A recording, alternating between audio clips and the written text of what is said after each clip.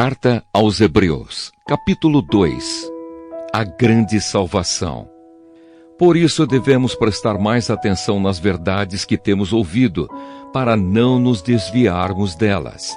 Não há dúvida de que a mensagem que foi dada por meio dos anjos é verdadeira, e aqueles que não a seguiram nem foram obedientes a ela receberam o castigo que mereciam. Sendo assim, como é que nós escaparemos do castigo se desprezarmos uma salvação tão grande?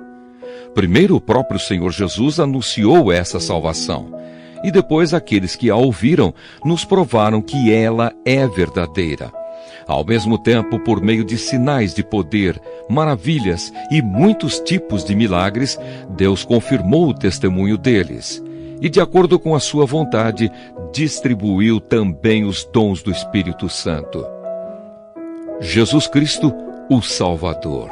Pois Deus não deu aos anjos o poder de governar o mundo novo que está por vir, o mundo do qual estamos falando. Pelo contrário, em alguma parte das Escrituras Sagradas, alguém afirma: que é um simples ser humano, ó Deus, para que penses nele? Que é o ser mortal, para que te preocupes com ele? Tu o colocaste por pouco tempo em posição inferior à dos anjos. Tu lhe deste a glória e a honra de um rei, e puseste todas as coisas debaixo do domínio dele. Quando se diz que Deus pôs todas as coisas debaixo do domínio dele, isso quer dizer que nada ficou de fora. Porém, não vemos o ser humano governando hoje todas as coisas, mas nós vemos Jesus fazendo isso.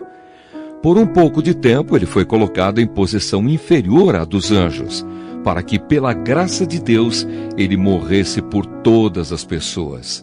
Agora nós o vemos coroado de glória e de honra por causa da morte que ele sofreu. Pois Deus, que cria e sustenta todas as coisas, fez o que era apropriado e tornou Jesus perfeito por meio do sofrimento. Deus fez isso a fim de que muitos, isto é, os seus filhos, tomassem parte na glória de Jesus. Pois é Jesus quem os guia para a salvação. Jesus purifica as pessoas dos seus pecados e todos, tanto ele como os que são purificados, têm o mesmo Pai. É por isso que Jesus não se envergonha de chamá-los de irmãos. Como ele diz: ó Deus, eu falarei a respeito de ti aos meus irmãos e te louvarei na reunião do povo. Diz também: eu confiarei nele, e diz ainda: aqui estou eu com os filhos que Deus me deu. Os filhos, como ele os chama, são pessoas de carne e sangue. E por isso o próprio Jesus se tornou igual a eles, tomando parte na natureza humana deles. Ele fez isso para que, por meio da sua morte, pudesse destruir o diabo, que tem poder sobre a morte, e também para libertar os que foram escravos toda a sua vida por causa do medo da morte. É claro que ele não veio para ajudar os anjos. Em vez disso, como dizem as Escrituras, ele ajuda os descendentes de Abraão. Isso quer dizer que foi preciso que Jesus se tornasse em tudo igual aos seus irmãos, a fim de ser o grande sacerdote deles, bondoso e fiel no seu serviço a Deus, para que os pecados do povo fossem perdoados.